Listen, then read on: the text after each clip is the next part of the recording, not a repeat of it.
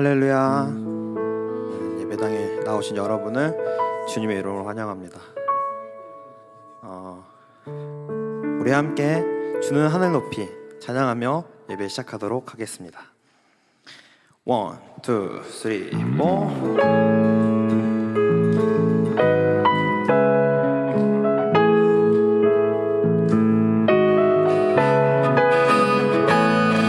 우리 가능하신 분들 함께 일어나서 찬양하겠습니다. 주님, 내가 마음이 가운데 주께 감사드리며 주의 이름 높이며 찬양합니다.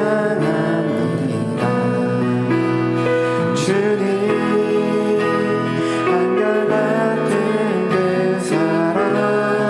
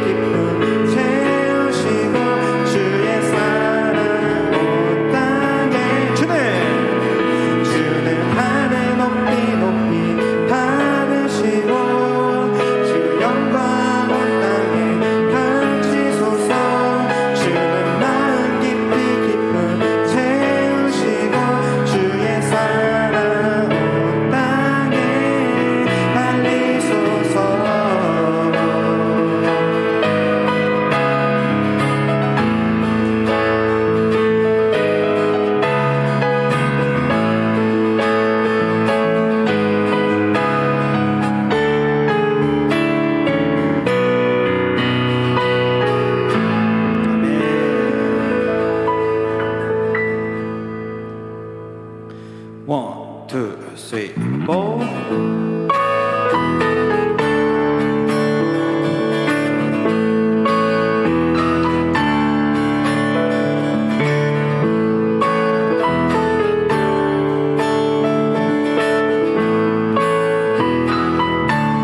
완전한 사랑 보여주신 구세주 그분 하나요. 그 아들 우리에게 주신 하나님 그분 하나요. 그 사랑 알기에 그 아들 나는 믿네. 나를 이끌소서.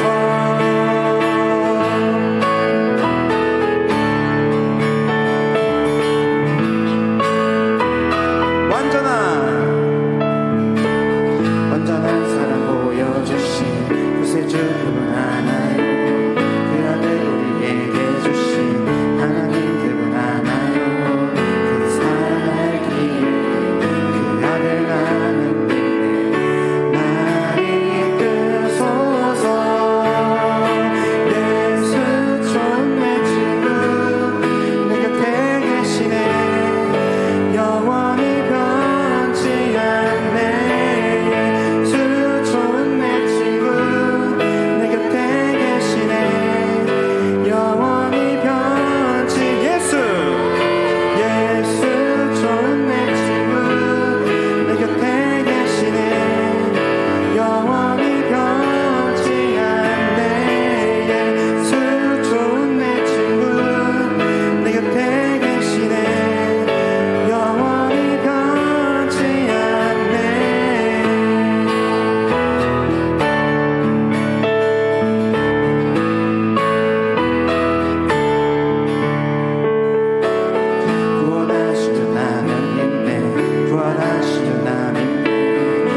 오시고 나는 믿네. 그분과 영원히 살리 그 사랑 알기에 그 아들 나는 믿네. 나를 이끌소서. 예수 좋네 친구 내 곁에 계시네. 영원히 변치 않네. 예수 좋네 친구 내 곁에 계시네. 영원히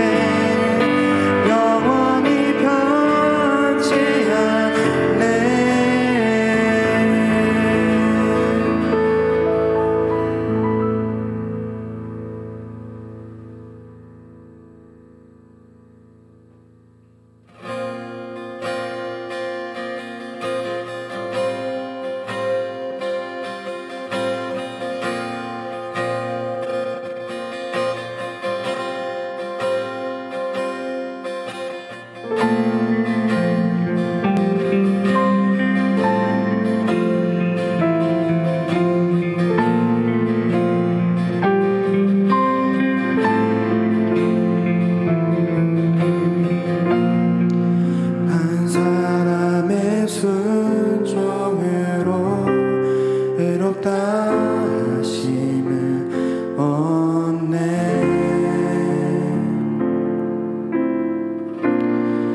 그 이름 신하여 자녀 되는 은혜 얻네. 의인의 길은 주를 통해 영원한 생명 주를 통해 벽찾는 사랑 주를 통해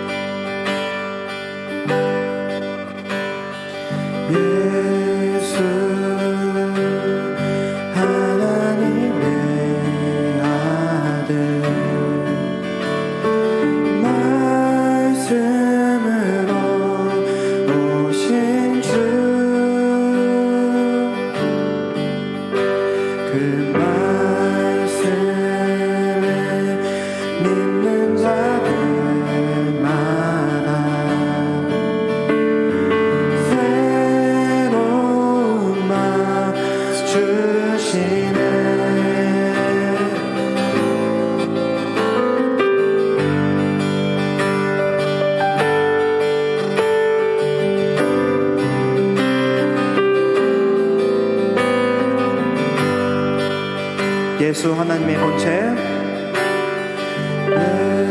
예수 하나님의 본체 사랑으로 오신 주 그 사랑이 날 찾아오셔서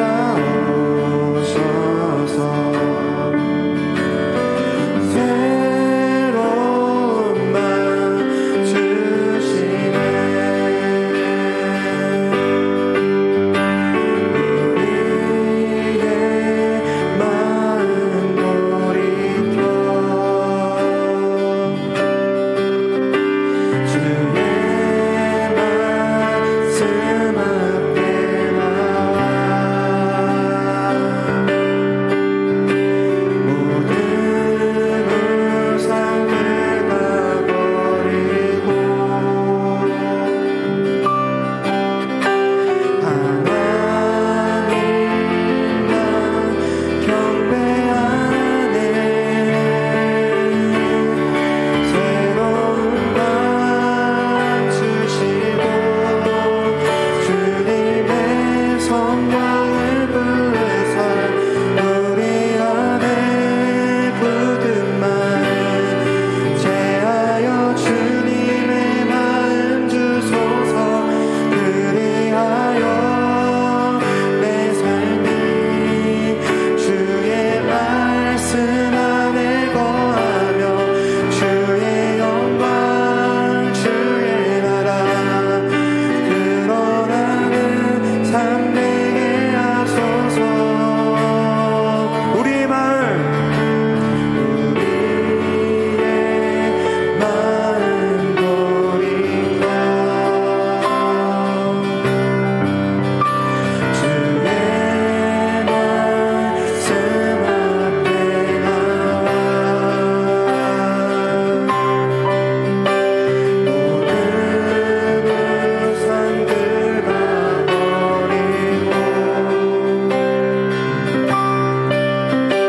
경배하네.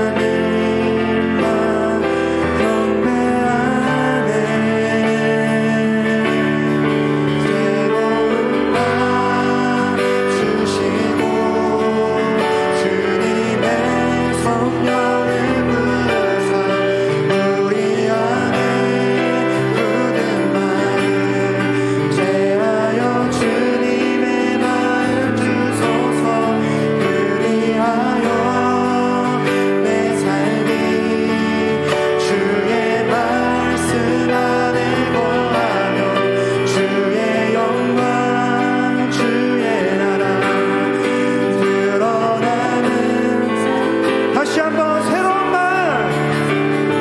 맘 주시고 주님의 성령을 부으사 우리 안에 굳은 마음 제하여 주님의 마음 주소서.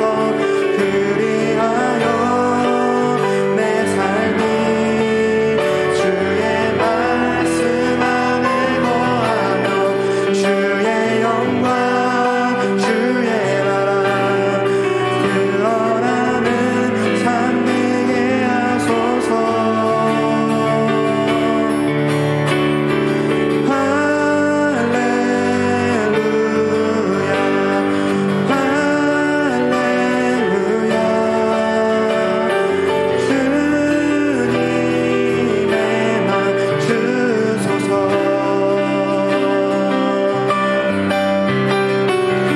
할렐루야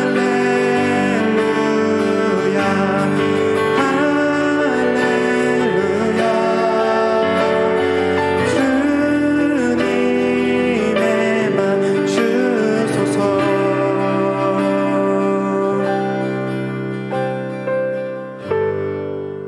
이 시간 함께 기도하며 나아갈 때 새로운 마음을 구했으면 좋겠습니다.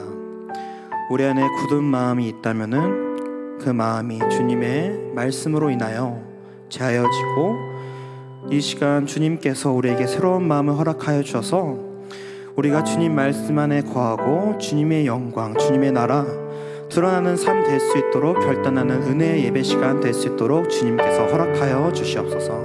우리 시간 각자의 고백으로 예배를 위해 기도하며 나아가겠습니다. 기도하겠습니다.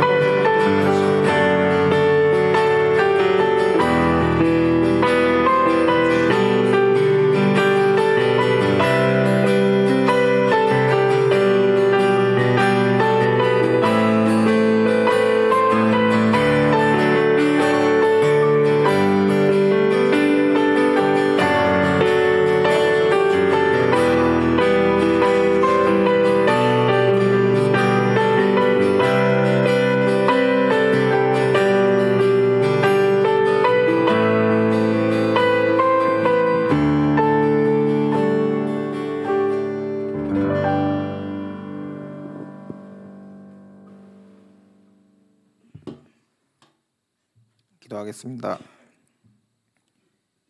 사랑이 많으신 주님, 우리를 이 자리에 모으시고 예배드리게 하심에 감사드립니다. 오늘도 귀한 말씀으로 우리의 마음을 채우시고 그로 인해 한 주간도 믿음과 긍정으로 살아가길 소망합니다. 부활주일이 지난 지 일주일이 되었습니다. 예수님의 헌신과 사랑으로 제사함을 받은 우리가 특별한 날이나 주일, 힘들 때만 주님을 찾고 돌아서면 잊어버려 믿지 않는 사람과 같이 행동함을 회개합니다. 우리 공동체가 매일매일이 주님께서 허락하신 특별한 날임을 깨닫고 말씀과 기도 중심의 삶을 살며 주님을 닮아갈 수 있도록 도와주세요. 말씀을 전하는 목사님께 영육간의 강건과 지혜 허락하셔서 드리는 예배와 기도에 힘이 있어 듣는 우리가 마음이 회복되고 아멘으로 화답할 수 있기를 바랍니다. 사랑이 많으신 주님, 이란과 미국의 전쟁이 아직 협상 중에 있습니다. 국가와 지도부 간의 이익을 위해서 너무 많은 사람들이 고통을 받고 있습니다. 자기들의 이익을 위해 약자들의 피를 흘리게 하는 그들을 벌하여 주시고 속히 전쟁이 끝나서 피해 입은 사람들의 상처를 보듬어 주시기를 기도합니다. 또한 아직 끝나지 않은 러시아와의 전쟁도 하루빨리 마무리되어 불안한 국제 정세가 해결되기를 소망합니다. 끝으로 청년부를 위해 기도드립니다. 청년 공동체가 하나님의 말씀 안에서 화목하게 하시고 서로가 흔들릴 때 의지할 수 있는 보트목이 될 수 있도록 이 공동체를 축복하시고 더 단단하게 만들어주세요.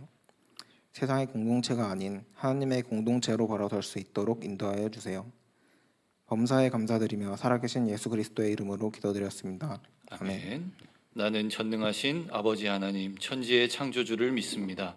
나는 그의 유일하신 아들 우리 주 예수 그리스도를 믿습니다. 그는 성령으로 잉태되어 동정녀 마리아에게서 나시고 본디오 빌라도에게 고난을 받아 십자가에 못 박혀 죽으시고 장사된 지 사흘 만에 죽은 자 가운데서 다시 살아나셨으며 하늘에 오르시어 전능하신 아버지 하나님 우편에 앉아 계시다가 거기로부터 살아있는 자와 죽은 자를 심판하러 오십니다. 나는 성령을 믿으며 거룩한 공교회와 성도의 교제와 죄를 용서받는 것과 몸의 부활과 영생을 믿습니다. 아멘. 하나님의 말씀 신약성경 로마서 12장 1절에서 2절까지의 말씀입니다. 신약성경 256페이지입니다. 신약성경 로마서 12장 1절에서 2절까지의 말씀 우리 함께 한 목소리로 봉독하시겠습니다. 그러므로 형제들아 내가 하나님의 모든 자비하심으로 너희를 권하노니 너희 몸을 하나님이 기뻐하시는 거룩한 산 제물로 드리라. 이는 너희가 드릴 영적 예배니라. 너희는 이 세대를 본받지 말고 오직 마음을 새롭게 함으로 변화를 받아 하나님의 선하시고 기뻐하시고 온전하신 뜻이 무엇인지 분별하도록 하라. 아멘. 우리가 지난 두 주간을 통하여서 고난주일과 부활절을 우리가 지냈습니다. 고난 주간을 통하여서 우리를 위하여서 우리의 죄 때문에 십자가에 달려 죽으신 예수 그리스도의 고난을 묵상했고, 또한 우리를 의롭다 하시기 위하여서 죽음의 권세를 이기고 부활하신 예수 그리스도, 그 은혜에 감사하는 시간을 가졌습니다. 그리고 우리 모두가 그 예수 그리스도의 희생과 그 부활의 은혜에 감사하며 살아가는 자들입니다.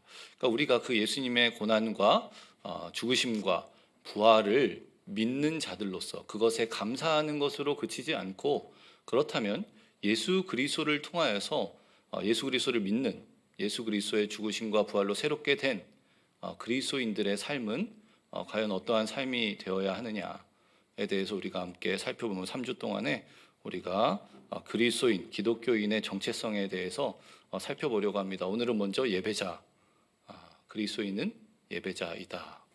우리 아까 기도를 너무 잘해 주셔가지고 제가 설교를 안 해도 될 것 같은 느낌을 받았습니다. 주일만이 우리 하나님께 예배드리는 중요한 날이 아니라 매일의 삶이 하나님의 기뻐하시는 특별한 날로 드릴 수 있기 위해서 우리가 기도를 잘 해주셨는데 그렇습니다. 우리 로마서 오늘 본문 12장 1절에 보면 그러므로 형제들아, 바울이 이 로마 교회 성도들에게 이렇게 권면을, 1절은 권면이고 이제 2장은 명령의 내용입니다. 형제들아, 내가 하나님의 모든 자비하심으로 너희를 권하노니 너희 몸을 하나님이 기뻐하시는 거룩한 산 제사로 드리라. 이는 너희의 드릴 영적 예배니라. 영적 예배라고 되어 있는데, 아마도 여러분 가지고 계신 성경 옆에 보면 이렇게 1하고 가로되어 있고 아래 이렇게 맨 아래 보면 합당한 이렇게 되어 있습니다. 그러니까 우리가 하나님께 드릴 합당한 예배가 무엇이냐, 우리가 흔히 예배 이렇게 생각하면 오늘 우리가 이렇게 앉아서 드리는 예배, 주일에 시간을 정해서 하나님을 예배하고 경배하는 것, 찬양하고 경배하는 것, 이것이 예배라고 생각하는데 그건 좁은 의미의 하나님의 백성들이 함께 모여서 예배하는 것이고, 그뿐만 아니라 우리의 몸으로, 우리의 살아있는 우리의 몸으로 그 몸을 하나님께 드림으로, 제물로, 하나님이 기뻐하시는 제물로 드림으로 하나님을 위하여 살아가는 것이 하나님이 기뻐하시는, 하나님이 합당하게 받으실 만한 예배다, 이렇게 이야기합니다. 그러니까 예배라는 것은 이 예배당 안에서 드려지는 것뿐만 아니라, 이것도 예배죠. 그런데 더 큰 예배는 우리의 모든 삶에서, 예배당 밖에서 일주일간은 이제 또 우리 주일 마침이 월요일부터 토요일까지 여러분 이제 세상을 나가서 사실 텐데, 그곳에서 행하는 모든 것, 그것에서 우리가 생각하고 느끼고 만나고 경험하고 그 모든 것이 다 하나님께 드려지는, 하나님이 기뻐하시는 예배가 되어야 된다. 합당한 예배, 하나님이 받으실 만한 합당한 예배가 무엇이냐, 그리고 그러한 예배를 너희가 하나님께 드려야 된다. 사도 바울이 이렇게 권면하고 있는 겁니다. 2절에 보면 이제 명령하죠. 너희는 이 세대를 본받지 말고 오직 마음을 새롭게 함으로 변화를 받아 하나님의 선하시고 기뻐하시고 온전하신 뜻이 무엇인지 분별하도록 하라. 여기서 이제 그 명령이 두 개가 나오는데, 이 세대를 본받지 않는 것, 그리고 마음을 새롭게 함으로 변화를 받는 것, 본받지 않는 것과 변화를 받는 것입니다. 여기서 잘 아시다시피 이 세대라는 것은 이제 이 세상을 이야기하는 것이죠. 성경에서 세상이라는 것을 한 세 가지 정도로 이렇게 분류해서 이야기합니다. 하나님이 창조하신 온 피조 세계를 세상이라고 하죠. 하늘과 땅, 우리가 딛고 살아가는 이 지구, 이 나라, 세계, 이것이 세상이라고도 하고, 또한 이 세상에 살아가는 사람들을 때로는 세상이라고 합니다.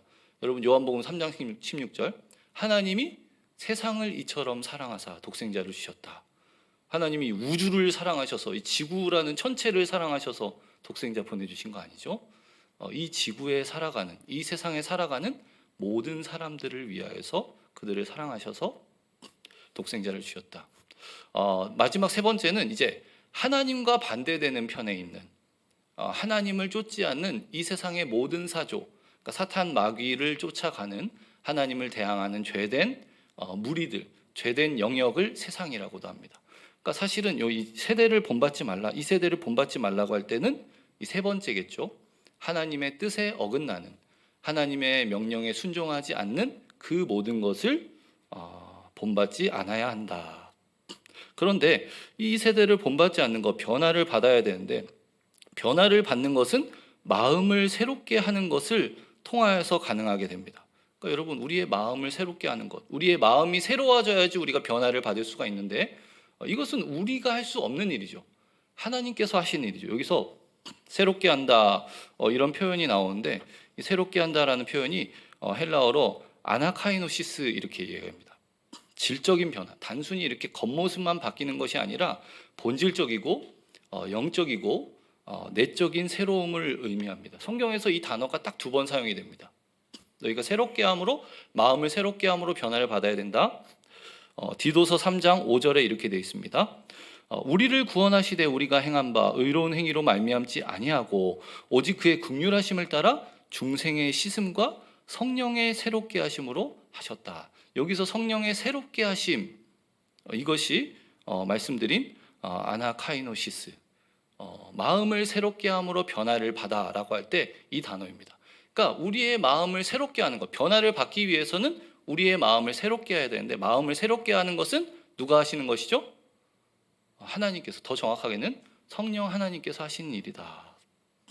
그런데 성령 하나님께서 우리의 마음에 어떻게 역사하시냐? 예수님께서 이제 보혜사 성령을 보내주시겠다고 말씀하시면서 요한복음 14장 26절에서 이렇게 말씀하십니다. 보혜사 곧 아버지께서 내 이름으로 보내실 성령, 그가 너희에게 모든 것을 가르치고 내가 너희에게 말한 모든 것을 생각나게 하리라. 지금 예수님께서 제자들에게 말씀하시는 겁니다. 너희들이라는 것은 제자들이죠. 예수님께서 제자들에게 말씀하셨던 그 말씀, 그 의미가 무엇인지 깨달아 알게 하는 것이죠. 예수님이 십자가를 지시기 전에 제자들에게 수없이 자신이 죽으실 것, 고난받으실 것에 대해서 말씀하셨는데 제자들이 그것을 이해했습니까? 이해하지 못했습니까? 이해하지 못했죠. 근데 그들이 언제 깨달았습니까? 오순절, 예수님이 승천하시고 오순절 성령 강림, 성령께서 그들에게 오셔서 그들의 마음을 뜨겁게 하시고 그 마음 가운데 예수님의 말씀의 의미가 무엇인지 깨달아 알게 하시니 그 의미가 무엇인지 알게 되는 겁니다.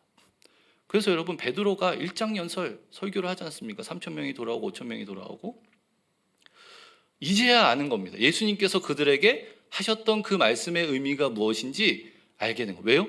성령께서 그의 마음에 오셨기 때문에. 근데 성령이 하시는 일은 무엇이다? 예수님의 말씀을 생각나게 하시는 것. 그러니까 성령께서 역사하시는 방법은 당연히 우리의 어떠함과 상관없이 역사하시죠. 그런데 하나님, 성령께서 언제나 일하실 때는 하나님의 말씀과 함께 일하신다라는 것을 우리에게 알게 합니다. 그러니까 우리가 새롭게 함을 받기 위해서, 우리가 우리의 마음이 새롭게 하여서 변화를 받기 위해서는 하나님의 말씀을 가까이 하고 그 말씀을 묵상하고 그 말씀을 나에게 주시는 말씀으로 받아들이지 않는 사람은 결코 마음의 새롭게 함, 변화를 받는 것이 불가능하다라는 것을 우리에게 알려줍니다. 여러분, 설린교회에서 말씀, 기도, 이거에 목숨을 걸어야 된다. 우리 담임 목사님도 항상 그렇게 말씀하시는 이유가 이것입니다. 우리가 새로운 모습으로 살아야 됩니다. 예수님 믿은 사람들은 이전과 같이 살아서 안 됩니다. 그런데 하나님의 말씀을 받아들이지 않고 그 말씀을 믿지 않고 그 말씀을 그 안에 두지 않은 사람, 성령께서 그 안에 역사하실 수가 없으니 그가 새롭게 될 수도 없고 변화를 받을 수도 없는 것입니다. 그러므로 우리가 변화를 받아야 된다. 이 세대를 본받지 말아야 된다. 가장 중요한 거, 하나님의 말씀을 가까이 하고 그 말씀을 묵상하고 그 말씀에 순종하는 것이 가장 먼저 해야 될 일. 왜냐하면 우리가 우리의 마음을 새롭게 할 수 없기 때문에, 우리가 우리 스스로를 변화시킬 수 없기 때문에 하나님이 우리를 변화시켜 주셔야 되기 때문에 변화를 받고 마음에 성령의 새롭게 하심을 통하여서 마음이 변화된 사람들은 이제 어떻게 해야 되느냐? 무엇을 해야 됩니까? 2절에요. 이 세대를 본받지 않아야 되고 이 세상에 살아갈 때에 하나님의 선하시고 기뻐하시고 온전하신 뜻이 무엇인지 분별해야 된다. 여기 분별하다는 것은 조사한다, 면밀히 살핀다, 이런 뜻입니다. 그러니까 분별하는 게 막 이렇게 소팅을 하는 게 아니라 하나님, 나의 삶에 하나님께서 원하시는 것이 무엇인지 날마다 자기의 삶을 살피는 것입니다. 이것이 이제 기도를 통해서 가능한 것이겠죠. 하나님의 뜻을 구하는 것. 우리가 이렇게 딱 보고 탁탁탁탁, 아, 오늘 이거 해야겠군. 오늘은 이거야. 이게 하나님의 뜻이야. 이렇게 할 수 있는 사람 어디 있습니까? 어떤 것이 하나님의 뜻인지 헷갈리고 잘 알 수 없고 그 마음에 이렇게 혼란스러움이 있지 않습니까? 기도를 통하여서 하나님의 도우심을 구하는 겁니다. 중요한 것은 이 세대를 본받지 않아야 되는 것. 이것은 변화된 사람, 성령의 새롭게 하심을 통하여서 변화된 사람이 노력해야 되는 부분이죠. 하나님의 뜻을 구하는 것, 자신의 삶 가운데 변화를 받은 사람의 의지와 노력으로 해나가야 되는 거예요.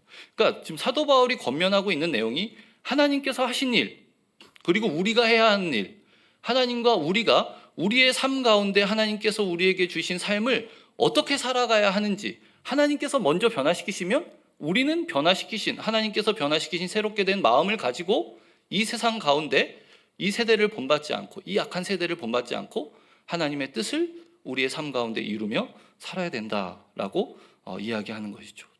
이 세상을 본받지 않아야 된다. 사도 바울은 갈라디아서 6장 14절에서 이렇게 이야기합니다. 그러나 내게는 우리 주 예수 그리스도의 십자가 외에 결코 자랑할 것이 없으니 그리스도로 말미암아 세상이 나를 대하여 십자가에 못 박히고 내가 또한 세상을 대하여 그러하니라. 이것이 무슨 의미냐면요, 세상은 나에게 아무런 관심이 없고 나 또한 세상에 아무런 관심이 없다. 세상과 내가 서로, 여기서 세상은 우리가 살아가는 우리의 삶의 현실이 아니라 아까 말씀드린 하나님을 순종하지 않는, 하나님의 말씀에 합당하지 않은 모든 것을 이야기하는 것입니다. 하나님의 뜻에 어긋나는 것이라면 나는 그것이 아무리 나를 기쁘게 하고 나에게 유익이 된다고 생각해도 나는 그것에 어떠한 관심도 없다. 왜요? 우리의 삶이 어떠한 삶이 되어야 되기 때문에, 이 세상을 본받지 않는 삶이 되어야 되기 때문에, 하나님의 뜻이 그런 것이 아니라는 것을 분별해내었기 때문에 그렇게 살지 않게 되는 것이죠. 세상은 내게 조금도 관심이 없고 또한 세상에 나도 조금도 관심이 없다. 하나님을 기쁘시게 하는 것이 무엇인지를 날마다 그의 삶에 날마다 묵상하며 날마다 그것을 생각하며 살아가는 것이죠.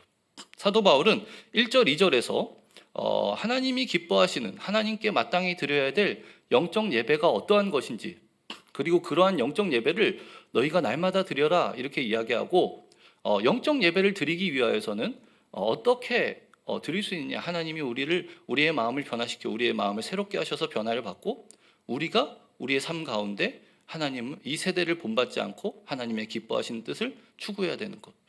그런데 이 이후에 12장 이 아래쪽에 보면 특별히 그렇게 살아가야 할, 크리스천이 마땅히 살아가야 할 이 세상과 다른 모습을 이렇게 쭉 나열하고 있는데, 반복해서 이렇게 나타나는 한 가지 삶의 원리가 있습니다. 12장 14절에 보면 너희를 박해하는 자를 축복하라. 축복하고 저주하지 말라. 그렇죠. 이 세상을 본받지 않는 것이죠. 여러분, 누가 왔고 여러분 옆에 갑자기 뺨을 한대 아무 이유 없이 와서 뺨 때리면 어떻게 해야 됩니까? 예수님의 말씀을 생각해서 반대편 내밀어야 되죠. 그렇게 됩니까? 미쳤나? 서로 주먹이 날아가야 되지 않습니까? 이 세상은 어떻습니까? 박해하는 사람에게 똑같은 것을 갚아줘야 되죠. 눈에는 눈, 이에는 이.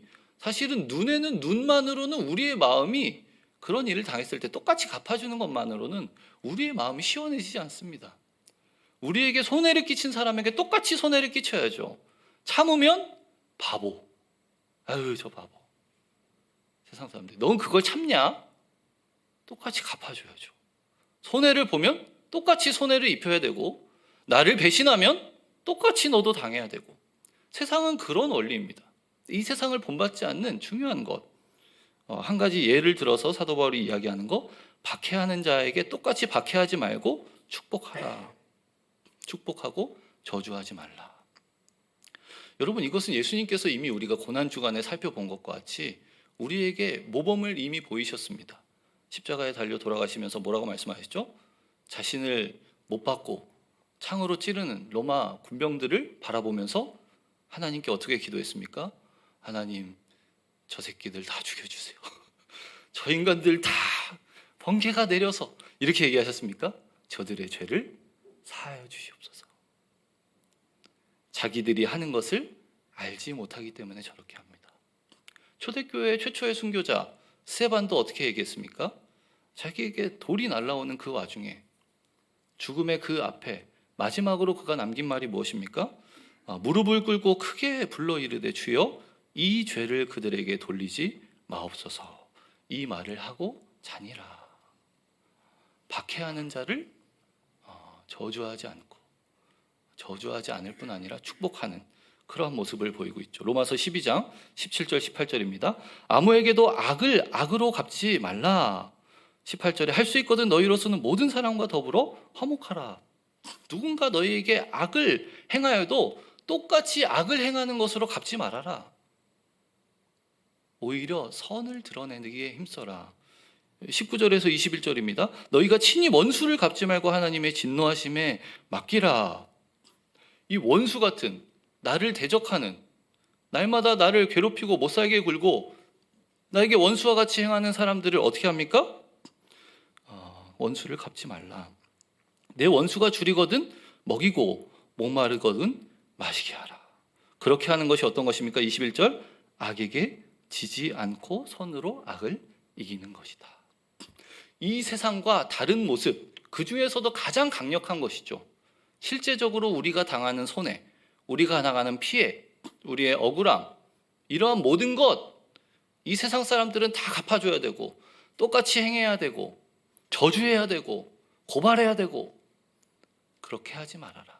이 세대를 본받지 않는다는 것은 이 정도까지 너희가 할 수 있어야 되는 것이다. 세상과 다른 모습이죠. 여러분, 이렇게 하는 것이 이 본문에서 이야기하는 세상을 본받지 않는 전부는 아닙니다.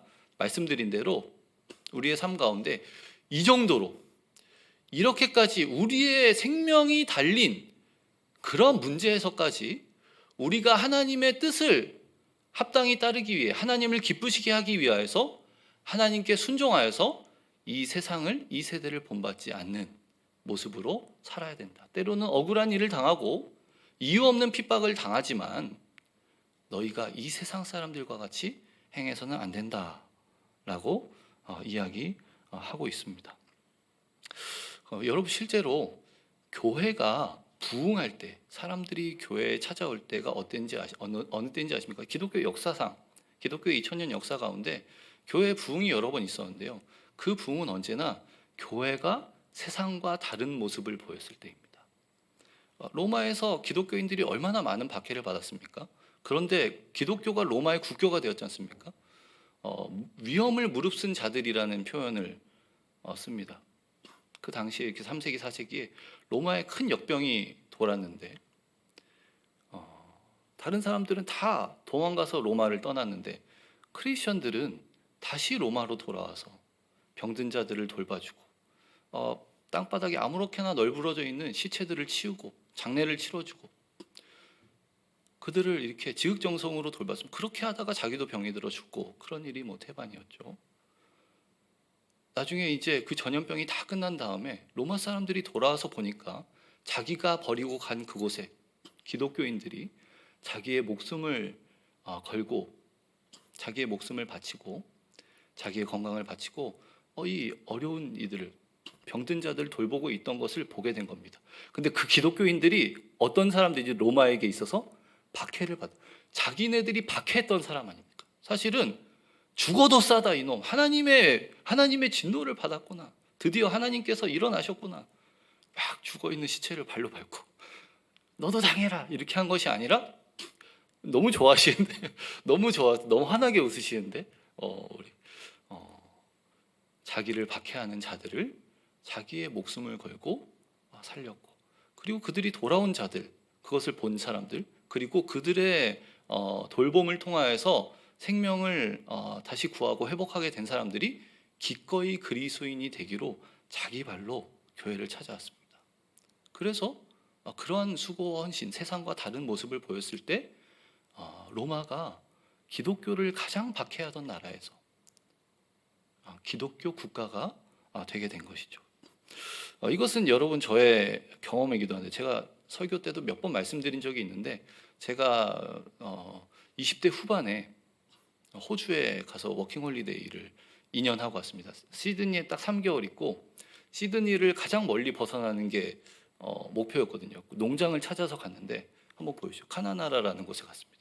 호주 사람도 잘 모르는 곳이에요.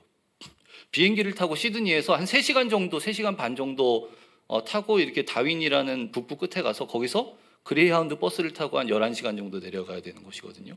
저 이렇게 어린 왕자에 나오는 바오반 나무도 있고 가로수가 여러분 애플망고입니다. 빨리 비행기표 준비하세요. 애플망고 이렇게 큰 거. 그리고 저렇게 막 일하다 보면 저런 도마뱀, 도마뱀도 막 나오고 어쨌든 위험한 곳이죠. 하나 더 넘겨보십시오. 거기서 제가 한 일이 뭐냐면 이렇게 제가 너무 어이가 없어서 찍었는데 왼쪽이 비포 오른쪽이 애프터예요. 저렇게 된 데를 손으로 이렇게 다 뜯어가지고 저렇게 만들어야 되는 거예요. 하나 더 넘겨주십시오. 제가 한번 등장하는데 볼 것 없죠? 저렇게 된 거를 저렇게 만들어야 되는 거예요.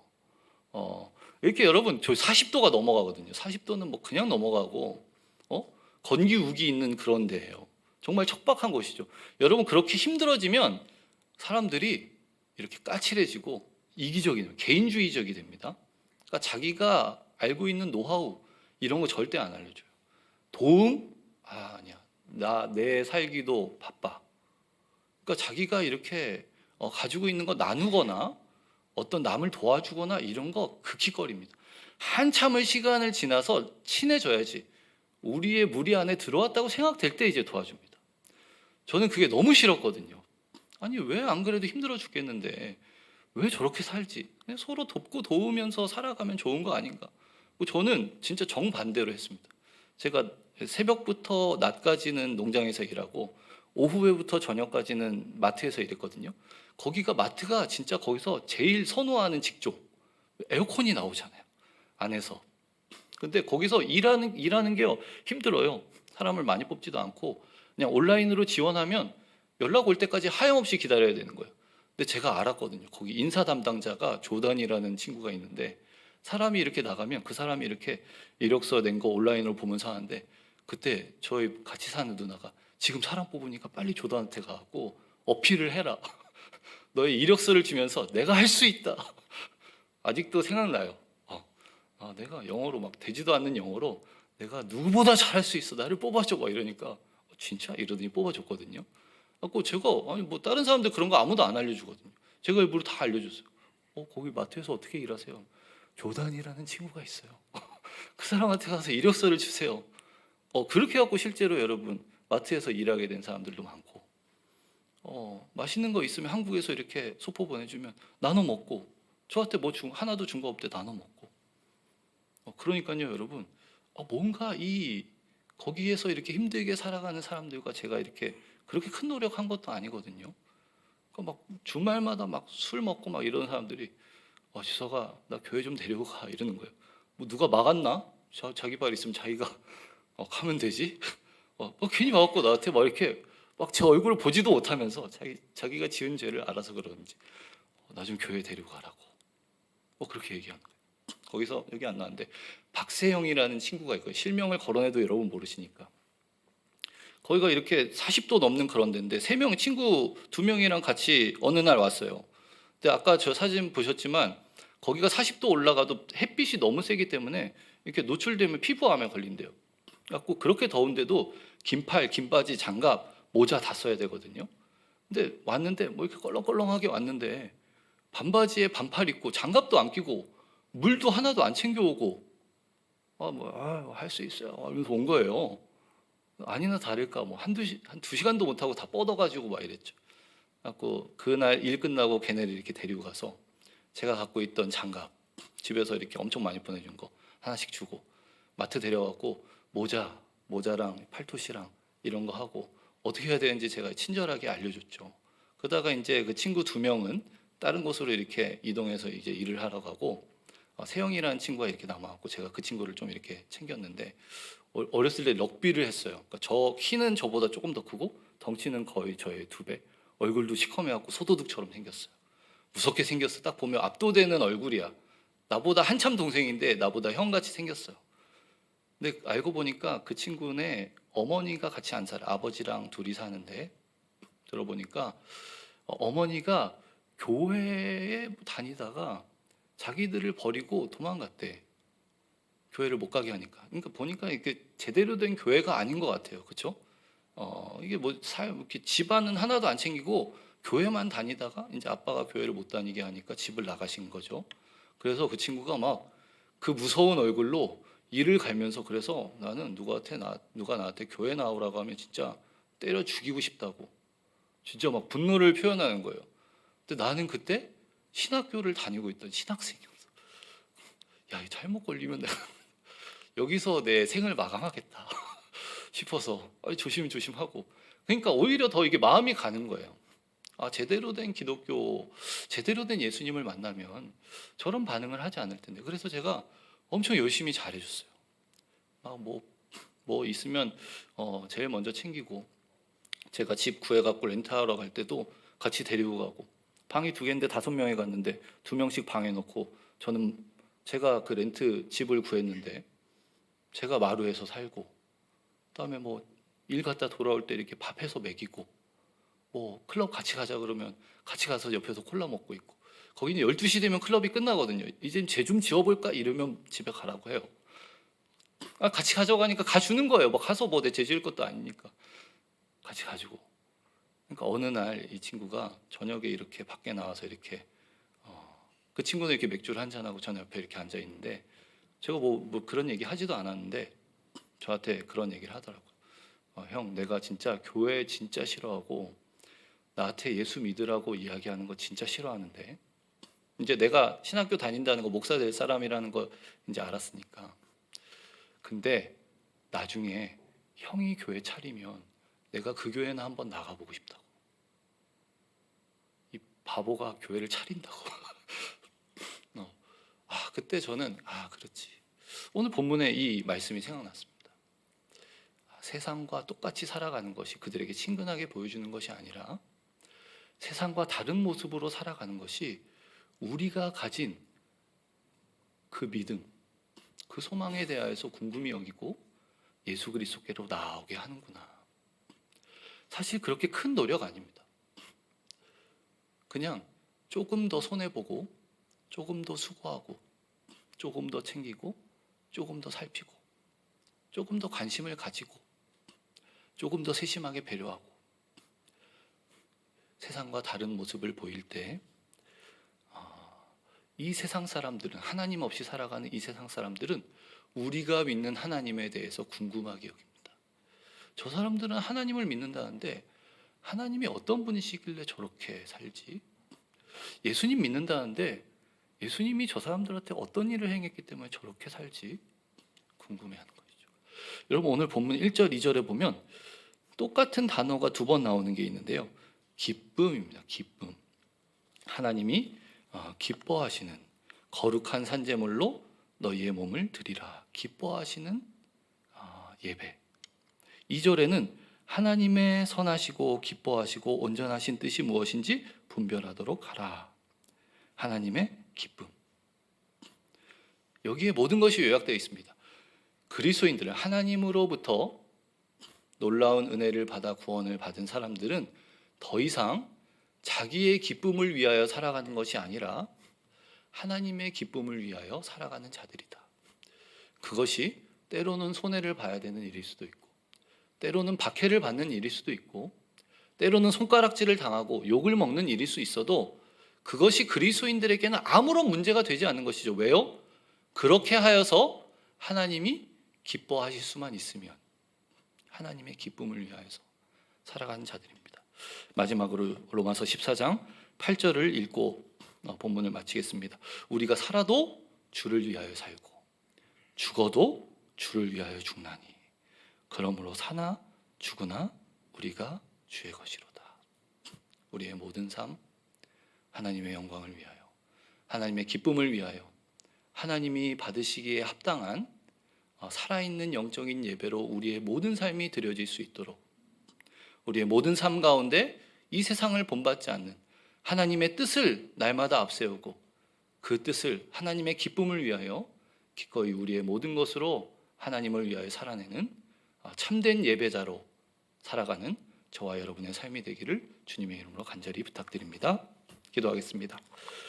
하나님 감사합니다. 예수 그리스도의 그 고난과 죽으심과 부활을 통하여서 아무런 공로 없는 우리를 구원하시고 우리의 모든 죄를 씻으시고 하나님의 자녀가 되게 하심을 감사합니다.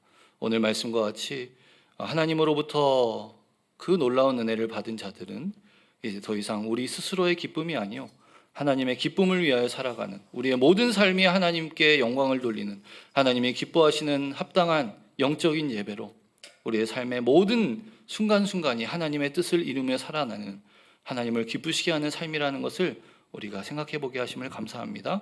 이러한 믿음으로 날마다 하나님의 그 기뻐하시는 뜻을 분별하며 살아내는, 하나님을 기쁘시게 하는 참된 예배자로 살아낼 수 있는 우리 모두가 될 수 있도록 성령 하나님께서 우리 가운데 함께하여 주시옵소서. 사랑의 마신 예수 그리스도의 이름으로 간절히 기도합나이다. 아멘. 우리 말씀 기억하며 찬양하며 동원하겠습니다.